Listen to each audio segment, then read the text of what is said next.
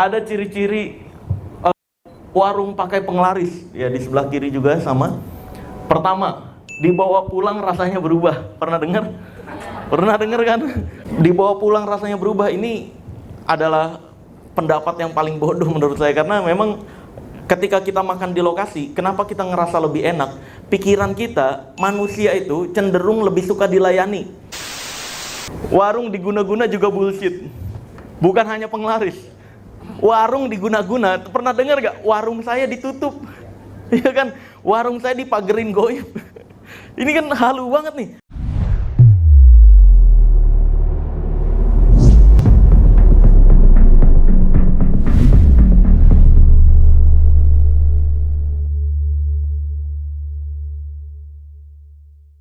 Video kali ini gue akan kembali membongkar rahasia di balik ilmu yang katanya hitam dan ilmu yang katanya putih.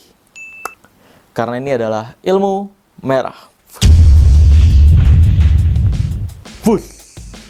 Pada ilmu merah kali ini gue akan bahas tentang pembodohan pesugihan atau penglaris atau mitos-mitos seputar warung yang katanya ditutup, warung yang katanya diguna-guna sehingga warungnya terlihat tutup padahal aslinya warungnya buka. Nah, itu adalah penipuan-penipuan dari dunia perdukunan.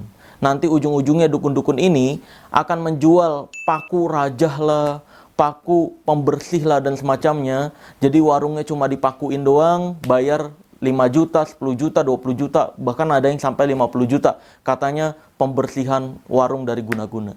Nah, ini orang-orang yang nggak waras nih guys. Karena seperti yang kita tahu semuanya, bahwa yang namanya pembersihan itu yang membersihkan pakai sapu, bukan pakai paku gitu. Gua harap teman-teman semua bisa menyimak baik-baik video ini, karena di video ini akan gua tampilkan pembahasan secara mendetail tentang ciri-ciri warung yang katanya pakai penglaris atau pesugihan lah. Ya, walaupun ada orang-orang bodoh di luar sana yang warungnya pakai penglaris atau pesugihan, kayak ditempelin tuh ya, kayak surat bertuliskan kayak Arab-Araban ditempelin. Kalau dalam Islam itu ayat Al-Quran itu dibaca, bukan ditempel, bukan dijadikan jimat. Jadi kalaupun mau berdoa ke Allah Azza wa Jalla, ya minta secara langsung, ya Allah tolong lariskan, atau baca doa-doa yang Allah dan Rasul Shallallahu Alaihi Wasallam ajarkan untuk dibaca, bukan malah ditulisin di kertas terus ditempel di warung. Itu pembodohan dunia perdukunan tuh yang kayak gitu tuh. Nah, maka dari itu gue berharap sekali lagi teman-teman semua simak video ini baik-baik. Dan ini adalah potongan dari acara ketika gue bertemu dengan owner-owner dari bisnis UMKM di Indonesia untuk mengedukasikan agar masyarakat Indonesia terutama UMKM tidak tertipu oleh pembodohan, pesugihan, penglaris, warung ditutup dan semacamnya dari dunia perdukunan. Langsung aja, berikut ini adalah videonya. Pada siang kali ini, seperti biasanya kita akan membuat dukun-dukun menangis. Ini perlu dipersamakan dulu ya, persepsi dukun di antara kita nih. Dukun itu kepanjangannya adalah dungu tekun. Jadi orang yang tekun menyebarkan kedunguan ke masyarakat. Jadi memang luar biasa kalau berbicara tentang repeat order mastery ini, berarti kita berbicara tentang bisnis. Dalam dunia bisnis, biasanya kita kenal penglaris, pesugihan, betul ya? Pernah ada yang dengar ya? Di Indonesia mitosnya kental banget tuh, pesugihan, penglaris. Dan karena ketika buka bisnis itu kita berusaha dengan segala cara untuk bisa dagangan kita laris dan cepat kaya secepat mungkin. Nah, pikiran itu sebenarnya kita tidak bisa menikmati proses. Itu yang menyebabkan kita mencari jalan pintas, sehingga ujung-ujungnya dibodoh-bodohin dengan penglaris. Bahkan kemarin saya baru banget acara di Bandung. Kemarin itu ada ketemu salah satu pengusaha, dia ketipu 200 juta dari penggandaan uang. Jadi katanya pertama dari usahanya dia dapat banyak, terus nyoba-nyoba judi online, rugi banyak di judi online. Akhirnya dia nyari cara gimana caranya untuk dia bisa mengembalikan uang yang ruginya itu. Akhirnya dikasih info sama temannya, nih gua ada nih teman yang bisa gandain uang. Guys, ini perlu diketahui ya Bapak Ibu ya, ketika kita datang ke dukun, nah usaha effort kita datang ke dukun itu menandakan kita udah 50% percaya ke dukun. Jadi ketika si dukun ini menampilkan trik-trik receh, harapan kita langsung terbuat dan langsung terpedaya tuh untuk ngeluarin nih maharnya sekian. Padahal kalau nalar kita, kalau emang dia bisa gandain uang atau memunculkan uang goib, ya buat apa kan minta mahar dari kita kan? Udah bagi-bagiin aja duitnya kan. Ini kita nyari nih para pelaku indicrot, makanya saya tutup ya. Tanda-tanda ciri-ciri pedagang pakai penglaris. Kenapa saya bilang indicrot? Karena mereka itu asal cerot doang tanpa bisa mempertanggungjawabkan. Asal keluar, asal ngomong doang gitu. Kayak misalkan saya melihat ada kuntilanak. Kuntilanak ini saya melihat ada ukurannya 38 nih. Sepatu, cowok-cowok pada ketawa aja. Ukuran apa, Pak? Enggak, sepatu nih gitu. Apa? Oh, ini buat ganti-gantinya ya. Nah, ini kalau kita cari ciri-ciri penglaris, bahkan di berita-berita banyak banget tuh, ciri-ciri pedagang pakai penglaris. Ini sebenarnya dibuat sama pesaing gitu. Misalkan di sini ada tukang bakso, terus di sini ada tukang bakso lagi. Nah, si tukang bakso ini pengen ngefitnah dia karena dia rame, pengen ngefitnah dia nih. Terus dia bakal keluar-keluar. Ciri-ciri tukang bakso pakai penglaris itu bahkan ada nih. Saya baca-baca di Google, itu pancingnya tuh pakai serbet putih gitu. Lah ini kan biar nggak gitu. Iya kan, mentang-mentang dia nggak pakai serbet putih, mentang anti panas ya pancingnya ya.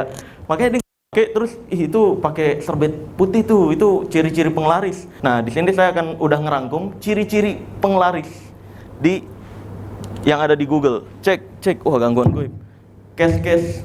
Maaf, saya anti riba jadi harus pakai cash. Nih, lihat. Di sini ada ciri-ciri warung pakai penglaris. Ya, di sebelah kiri juga sama. Pertama, dibawa pulang rasanya berubah. Pernah dengar? Pernah dengar kan? Katanya toko yang kalau dibawa pulang rasanya berubah itu pakai penglaris. Ya lu beli seblak gitu. Pas nyampe, kan masih panas. Nyampe rumah, kuahnya nggak ada nih. Ya, itu karena nyerep gitu loh. Iya, terus iya betul, panas jadi dingin. Jadi kalau gangguan goib nih, cek. Dibawa pulang rasanya berubah, ini adalah pendapat yang paling bodoh menurut saya. Karena memang ketika kita makan di lokasi, kenapa kita ngerasa lebih enak? Pikiran kita, manusia itu cenderung lebih suka dilayani. Coba deh, beli kopi yang biasa aja di warteg sama bikin kopi sendiri di rumah. Itu juga beda rasanya. Karena ketika kita makan di tempat, habis makan tinggal pulang, kita nggak kena nyuci piring, nggak kena beres-beresin, pindahin ke tempat cuci piringnya. Nah, pikiran kita yang suka dilayani itu yang membuat pikiran kita merasa kalau makan di tempat lebih enak dibanding makan di rumah. Jadi sebenarnya bukan pakai penglaris, tapi pelayanannya bagus di toko tersebut gitu. Kalau misalkan pelayanannya nggak bagus, ya kita tetap nggak nyaman gitu. Maka dari itu, yang pertama ini pembodohan yang entah dari mana. Ini kalau di dalam dunia kita nih disebutnya folklore. Folklore itu adalah kepercayaan yang nggak jelas. Siapa yang menciptakan dan hanya dipercaya dari turun-temurun. Nah, terus yang kedua, kalau doa rasanya berubah. Pernah ada yang dengar juga? Ketika kita doa rasanya berubah, itu karena pikiran kita sendiri tuh yang merubah rasanya. Nih, saya contohin di sini ada yang saya coba ya. Saya membuat rasa yang sebenarnya nggak. Saya mau ngetes semuanya, fokus, imajinasi ya. Bisa imajinasi, tahu jeruk nipis semuanya ya di sini ya. Ada yang tahu nggak? Ada yang nggak tahu jeruk nipis nggak? Nggak ada ya. Takutnya ada yang nggak tahu gitu kan jeruk nipis. Ya, saya mau coba memunculkan rasa jeruk nipisnya di lidahnya. Sekarang fokus ke kata-kata ya. Oke, ambil nafas yang panjang dari hidung, buang lewat mulut, duduk yang santai. Oke, senyaman mungkin. Fokus ke kata-kata saya. Nah, sekarang tutup matanya. Tutup matanya, bayangkan jeruk nipis di pikirannya. Warnanya bayangkan. Bayangkan dengan jelas dan nyata jeruk nipis di pikirannya. Bagus? Nah, lihat warnanya, lihat bentuknya, lihat ukurannya. Bayangkan dengan jelas dan nyata di pikirannya. Perlahan-lahan, saya minta bayangkan juga ada pisau di sebelah jeruk nipisnya.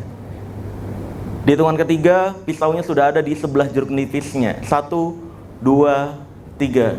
Nah, sekarang ada pisau di sebelahnya. Bayangkan dengan jelas dan nyata. Lalu ambil pisaunya, lalu belahkan ke jeruk nipisnya. Bayangkan jeruk nipisnya, Bapak Ibu semua belah. Perlahan-lahan aja, nggak perlu buru-buru belahnya. Sambil lihat ada cairan-cairan yang terkena pisaunya, cairannya mulai keluar dari jeruk nipisnya. Bagus. Bayangkan juga asamnya, kecutnya, bayangkan dengan jelas dan nyata di pikirannya. Bagus. Nah, perlahan-lahan saya minta ambil belahan jeruk nipisnya, bayangkan dengan jelas dan nyata. Gerakan tangannya, kalau itu jeruk nipisnya ada di depan, bayangkan dengan jelas dan nyata gerakan tangannya, ambil jeruk nipisnya yang ada di depan Bapak Ibu semua, setengahnya, sekarang kan sudah dibelah ya. Perlahan-lahan keluarkan lidahnya, Bapak Ibu semua, keluarkan lidahnya, tahan lidahnya di luar. Bagus. Perlahan-lahan saya minta, bayangkan dengan jelas dan nyata, sentuhkan jeruk nipisnya ke lidahnya. Rasakan asamnya, kecutnya. Bagus, oles-oleskan di lidahnya, bayangkan dengan jelas dan nyata. Lalu masukkan lagi lidahnya ke dalam mulut, rasakan asamnya, rasakan kecutnya.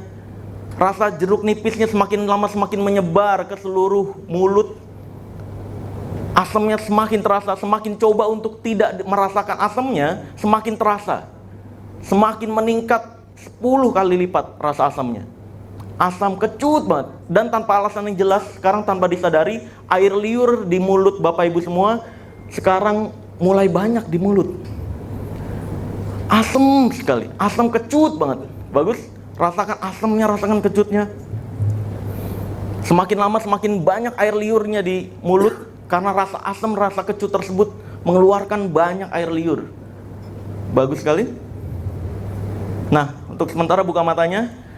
Nah, ngerasain? Ada yang ngerasain? Ngerasain ya? Nah, ngerasain ya semua ya? Ada yang ngerasain, ada yang nggak ngerasain? Kalau yang nggak ngerasain, cuma berarti dia ngeblocking dari awal. Gitu. Nah, yang ngerasain imajinasinya bagus. Untuk menetralisir asam dan kecutnya, minum air mineral yang di depan. Jadi bayangkan rasa asam kecut itu menjadi bagian hal positif di dalam tubuhnya, sehingga ketika masuk ke dalam tubuh menjadi penyegar dan menambah kekuatan sistem imun tubuh. Nah, kurang lebih kayak gitulah. Jadi, ketika kita yakin doa rasanya berubah, itu biasanya di pikiran kita pernah dengar nih, di toko itu pakai penglaris. Nah, ketika kita datang, terus kita cobain, ini belum doa nih. Wah, itu nggak boleh sebenarnya kan, dalam Islam kan harus bismillah dulu. Mau ngerasain, nggak boleh nggak doa dulu. Ini tapi orang-orang yang kayak gini biasanya coba nih kalau nggak doa. Dicobain terus, doa. Dia doa, baca doa makan misalkan. Setelah baca doa makan, baru nyobain lagi. Nah, pikirannya berusaha merubah karena dia yakin di situ pakai penglaris. Jadi bukan karena penglarisnya, itu karena fitnahan toko-toko di sekitarnya tuh biasanya. Gitu. Nah, berikutnya, yang ketiga, pemilik memasak sendiri. Nah, ini juga nih. Kalau untuk pemilik memasak sendiri ya, ini memang mungkin pemilik punya resep khusus yang nggak mau diketahui oleh karyawan-karyawannya. Khawatir karyawannya buka cabang baru. Bukan karena memang pakai penglaris, nggak ada.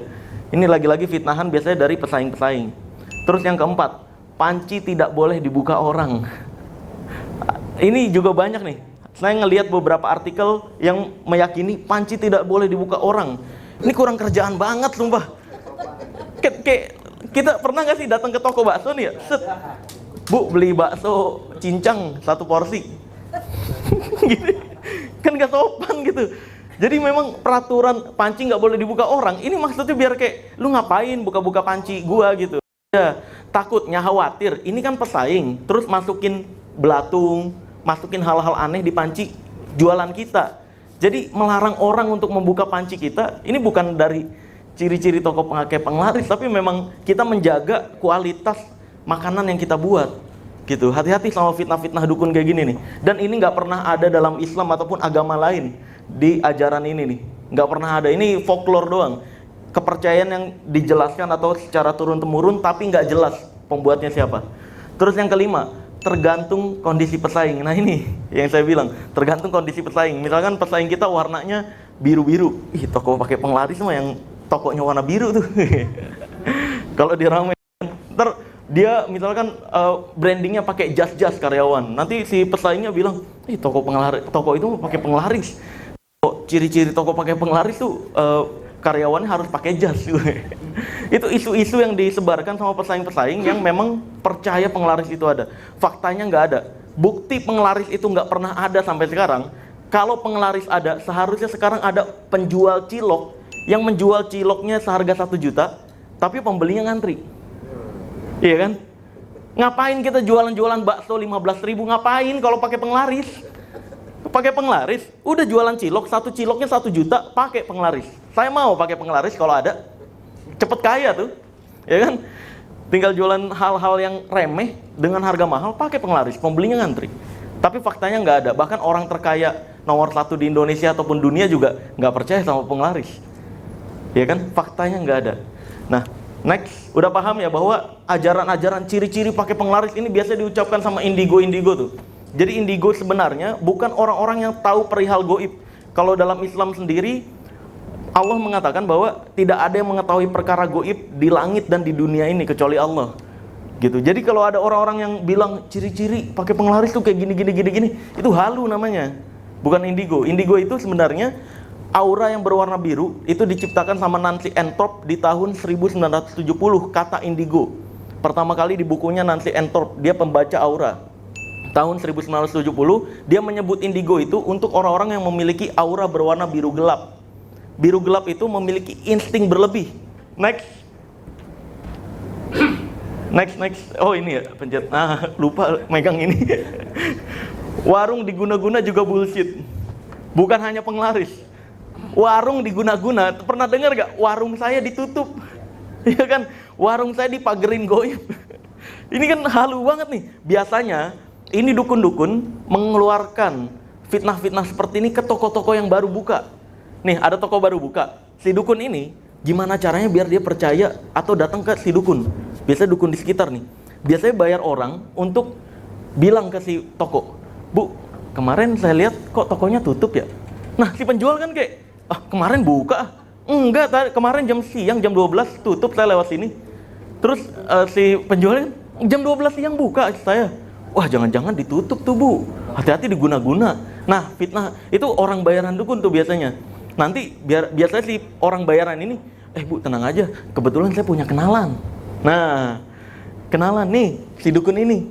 Dia datang ke dukun, nanti dukunnya, nih pakai nih apel jin. Waduh. Pakai nih paku ini pagar goib. Ya, paku rajah ya. Itu yang disebut-sebut sama orang ahli spri kintil itu penjaga. Pakai paku, dipaku-pakuin, satu paku harganya 3 juta. Karena itu pembersihan. Ya kalau pembersihan pakai sapu bukan paku. Ini aneh banget orang kayak gini. Nah, maka dari itu warung ditutup atau diguna-guna itu juga bullshit, omong kosong itu. Jadi kalau misalkan warung kita sepi, ya kita harus introspeksi diri. Kenapa jualan kita ini sepi? Entah itu dari pelayanan kah? Atau dari barang yang kita jual kurang berkualitas kah? Dan semacamnya. Nah, berikutnya, oke, penyebab timbulnya prasangka. Nah ini, penyebab timbulnya prasangka dari warung ditutup atau diguna-guna. Pertama, omongan orang. Seperti yang saya bilang, itu orang bayaran dukun bilang, "Bu, tokonya kok kemarin tutup ya?" Sebenarnya untuk menyanggah pendapat kayak gitu gampang. Ya udah, simpen nomor WhatsApp saya nih. Besok kalau ngelihat toko saya tutup lagi, WhatsApp saya ya. Biar kita keluar, kita buktiin sama-sama. Gitu. Jadi kalau misalkan dia bilang, "Bu, ini kemarin jam 12 siang tutup." Oh, emang iya ya? Ya udah, simpan WhatsApp saya dong. Nanti besok kalau kamu ngelihat warung saya tutup, kabarin secepatnya ya. Kita ketemu di depan toko saya, kita lihat bareng-bareng toko saya buka atau tutup. Sesimpel itu cara untuk ngebantah orang-orang bayaran dukun itu. Occam Razor Principle itu adalah prinsip di mana seseorang ketika tidak bisa menjelaskan sesuatu hal secara mendetail, dia akan mengambil pendapat yang paling sederhana yang dianggap benar. Kayak contohnya sulap, ketika ngelihat sulap, dia nggak tahu rahasianya, malas mikir, udah pakai jin. Gitu. Contohnya itu Occam Razor Principle. Itu prinsip di pikiran kita tuh kayak gitu. Ketika kita nggak bisa mendetailkan sesuatu, biasanya kita akan mengambil atau memotong prosesnya dan mengambil pendapat yang paling sederhana di pikiran kita. Misalkan kita toko sepi, dia nggak mau introspeksi diri nih, nggak mau introspeksi atau mencari-cari masalah apa yang ada di bisnis saya, nggak mau mikir terlalu mendetail. Akhirnya dia mikir, diguna-guna. Ketika kita mikir diguna-guna, disantet atau ditutup orang, justru pikiran analisis kita malah hilang. Malah nggak ketemu tuh masalah utamanya kenapa jualan kita sepi. untuk menghindari Occam Razor Principle ini, kita perlu banyak belajar teknik-teknik bisnis dan belajar tentang bisnis itu sendiri. Agar ketika sepi, oh ini penyebabnya ini. Ada alasan-alasan, atau nyari di Google gampang sebenarnya. Kayak penyebab toko sepi, kita bisa belajar tuh banyak. E-book-nya, buku-bukunya. Banyak faktornya. Terus yang ketiga, toko rame jadi sepi. Nah ini biasanya dialami sama toko-toko yang baru buka nih. Ya, misalnya baru buka baju, toko baju atau toko bakso, baru buka nih, 3 bulan pertama rame, tiba-tiba sepi.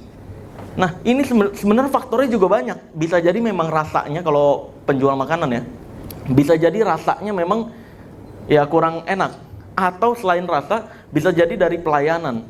Karena pelayanan itu menurut saya sebagai pembeli nih, pelayanan itu adalah hal yang utama. Kayak misalkan, di toko ini ada yang harganya 10.000, tapi pelayanan buruk. Di toko sebelahnya ada 15.000, pelayanannya baik banget kayak temen. Saya mending beli yang di 15.000 daripada beli yang di 10.000 gitu. Maka dari itu, untuk menghindari toko rame jadi sepi, ini biasanya ketika kita baru buka bisnis pasti terjadi. Awalnya rame, tiba-tiba sepi. Ini waktunya kita introspeksi diri nih. Penyebab sepinya apa? Gitu. Bukan malah mikir diguna-guna, disantet, akhirnya kitanya malah sakit. Bahkan di dekat rumah saya ya, ada teman adik saya baru buka toko gado-gado. Bilang ngadu ke saya, Mas Marcel, ini di depan toko saya ada tanah berhari-hari. Saya bersih, ada yang lagi naroin lagi tanah. Besokannya ada lagi yang naroin rambut. Ini santet bukan ya? Saya bilang, Bu, kalau ditaruhin tanah berkali-kali dibersihin ada lagi, itu sebenarnya jangan dibersihin, Bu. Ibu tulisin aja di kertas, mohon maaf kalau mau naroin tanah, kalau bisa 1 hektar. Taruh di situ, gitu. Jadi emang itu orang usil tuh. Orang yang neror kayak gitu, itu orang iseng aja, emang pengen neror kita aja biar nggak nyaman gitu. Terus berikutnya adalah menemukan benda aneh di sekitar toko. Ya ini yang saya bilang tadi. Ketika kita menemukan benda-benda aneh di rumah, jaga pikiran kita tetap waras, jangan sampai paranoid atau anxiety disorder. Anxiety disorder itu kecemasan berlebih. Karena kalau udah sampai kena gejala gangguan psikologis itu akan mengalami gini, ini just for info ya. Ini penelitian tahun 1998 baru-baru ini ternyata mengeluarkan pendapat bahwa manusia memiliki 2 otak. Di pikirannya, di kepala dan di perut. Kalau konslet 1, konslet juga 2 otak kita. Nah, maka dari itu ketika kita salah percaya sesuatu, yang rusak bukan otak kepala kita doang, tapi pencernaan kita juga ikut rusak. Nah, kalau otak yang di pikiran kita ini, cara membetulkannya adalah benahi kepercayaan yang benar. Jangan percaya perkataan-perkataan orang-orang yang gak jelas. Kalau dalam agama percaya perkataan Allah Azza wa Jalla dan Rasul Sallallahu Alaihi Wasallam aja tentang perihal goib. Jangan percaya perkataan gitu. Kalau saya lihat kamu punya kodam leluhur, dasmu gue. Kalau saya nyebutnya tuh, ini pasukan Cilepeng nih kalau bahasa Sunda ya. Atau kalau bahasa Jawanya peko. Jadi kalau kita percaya perkataan-perkataan orang-orang Cilepeng atau peko kayak gitu, kita ikutan Cilepeng jadi jangan percaya, jangan percaya perihal goib kecuali dari ajaran agama itu doang.